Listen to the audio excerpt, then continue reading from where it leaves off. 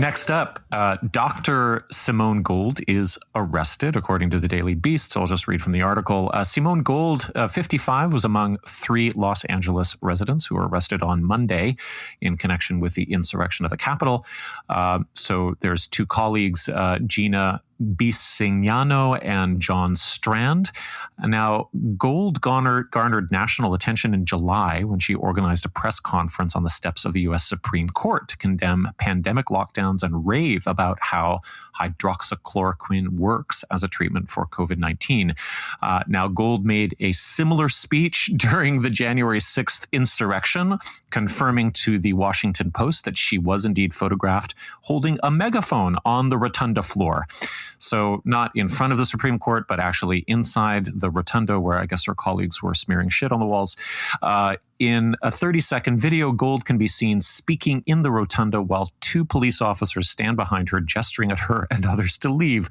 While most of her speech is inaudible in the video, Gold can be heard saying, "I'm a mom," and, quote, "massive medical establishment." So I just want to point out the obvious here, which is that this could have been any of the influencers we've covered. It could have been Willis. He could have gotten right in and made a speech. It could have been Brogan, Northrup, Tom Cowan. It could have been Zach Bush. Like anybody who would have been able to tolerate or rationalize the violence of entering for the chance at a photo op. And it kind of made me think of how influencers in general will often endanger themselves just for the peak photo opportunity. So thinking more about Willis, like what's really the difference between him risking pepper spray and the yoga model balancing on a cliff, right? I have to jump in. Did you see Colbert at all this week? No. And his roundup of it? So he featured a woman in Texas who's a real estate agent. Oh, is this the one who flew in on her private jet? I don't know if that's the case. Yeah. Oh, it is. Right. Okay, it is. He didn't say that in the segment, but she was holding up the phone facing herself and saying that they're taking over the government and this is how she sells houses and pitching her realty company right then and then live streaming it so that people were seeing it.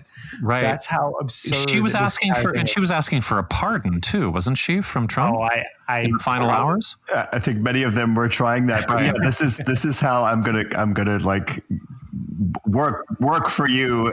You should hire me because look at how brave and intrepid I am. But I just wanted to say too, this was the woman you're talking about is one of the most prominent of what were called the frontline doctors, right? When they did Simone Gold, you're talking. Yes, right. Yeah.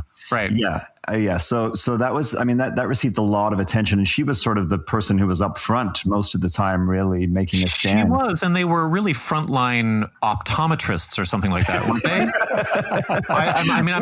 I'm actually trying to remember accurately. Like they weren't epidemiologists, obviously. They weren't. Well, virologists, certainly not epidemiologists. Right. It made me wonder too when you said that thing about her colleagues smearing shit. If she would have seen that, she might have said, "Well, that's a fecal transplant for the Capitol."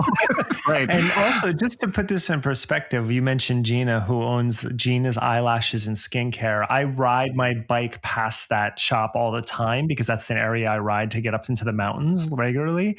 You're talking 2 blocks from Rodeo Drive. So just to give you an understanding of the sense, a woman flying in on a private jet, then you have someone else who's working in prime Beverly Hills real estate. The level of privilege that we're talking about with these insurrectionists and the fact that they ask for pardons, this merging of social media and politics is going to be dissected for a long time when you look at all these characters who are involved. Not being an Angelino, Rodeo Drive sounds like it's a very expensive place. Oh yeah. Oh, right. It's where all millionaires and billionaires shop. Okay, so if she runs the nail salon there, these are like $400 appointments or whatever. Oh, I'm sure. Yeah, that's the most expensive retail real estate in Los Angeles. Jeez, is right there. Well, listen, I just wanted to say one other thing though, which is that this sort of, I don't know, as we're talking about the confluence of social media and politics in the influencer space is really powerful, and I don't think it is politically defined either. I think we have to look really carefully at just the influence of influencer culture, which is essentially opportunistic and parasitical. And social media is like this meta world in which the performance of activism is thought to be or felt to be as important as the activism itself. Now, I just want to reiterate that Michael Stone absolutely did not incite violence, unlike Willis. But nonetheless, there's this performative impulse that can really degrade the more stable work of politics.